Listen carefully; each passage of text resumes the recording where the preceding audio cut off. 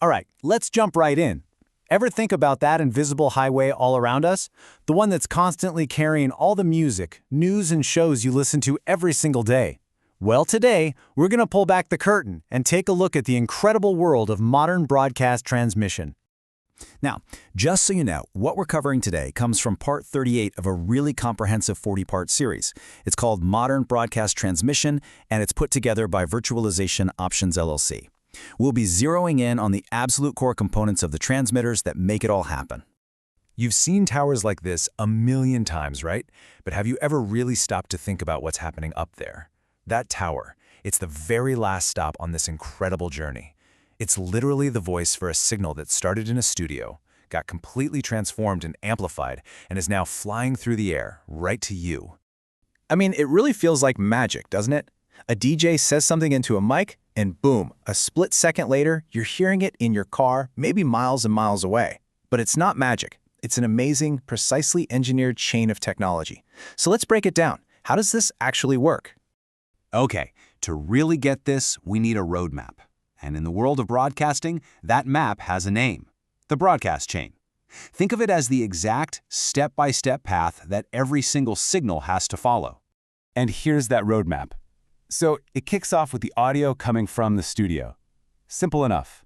Then this thing called a digital exciter turns it into a modulated signal. Next up, a power amplifier gives it a huge power boost. It gets a quick cleanup with some filtering, and then, whoosh, it's shut out from the antenna into the world. So let's dig into that first super important step. How do you turn sound into a signal? All right, let's get into the brains of the operation. This is where all the real smarts are. It's the stage where plain old sound gets transformed into a super complex, coded radio wave.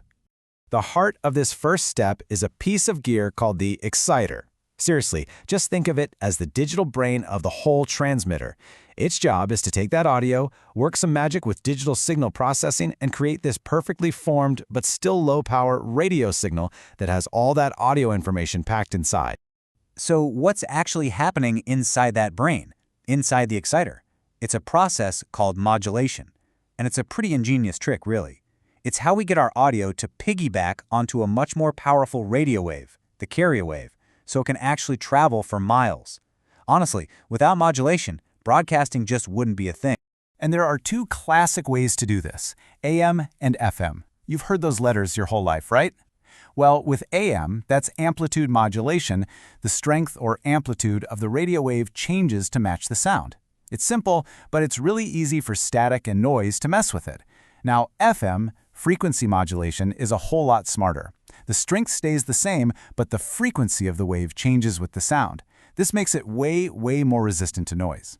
It's exactly why FM radio sounds so crisp and clear. Okay, so now we've got this perfectly coded signal, but it's still pretty weak. It's time to hit the gym and give it some serious muscle for the long trip ahead. And here's where that happens. If the exciter was the brain, then the power amplifier, or PA, is absolutely the brawn. It has one job and one job only.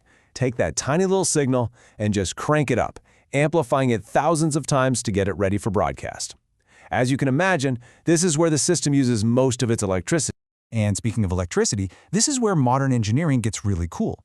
That number you're seeing, that's the overall efficiency of a modern AM transmitter. It's using smart tech that actually listens to the audio. Louder parts get more power, quieter parts get less. The result is a crazy 50 to 70% efficiency. That saves radio stations a ton of money on their power bill. All right, the final leap, the antenna. And you can see a huge difference here.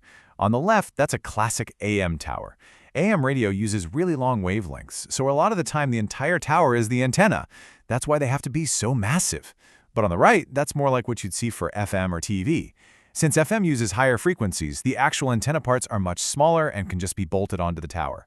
It's a perfect example of how the physics of the radio wave completely changes the engineering on the ground.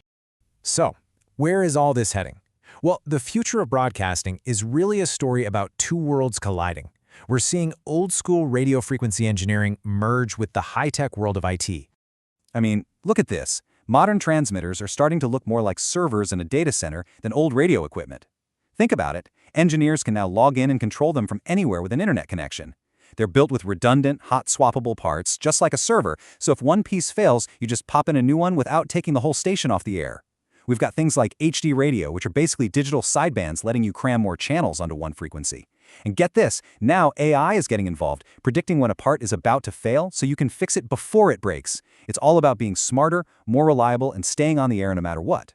Which brings us to a really interesting question. You know, in a world that's all about internet streaming and satellites, you have to wonder, what's the future for the original wireless technology? But as this foundational tech gets smarter, way more efficient, and incredibly reliable, it keeps proving just how important it is. I mean, when the internet goes down, the radio is still there.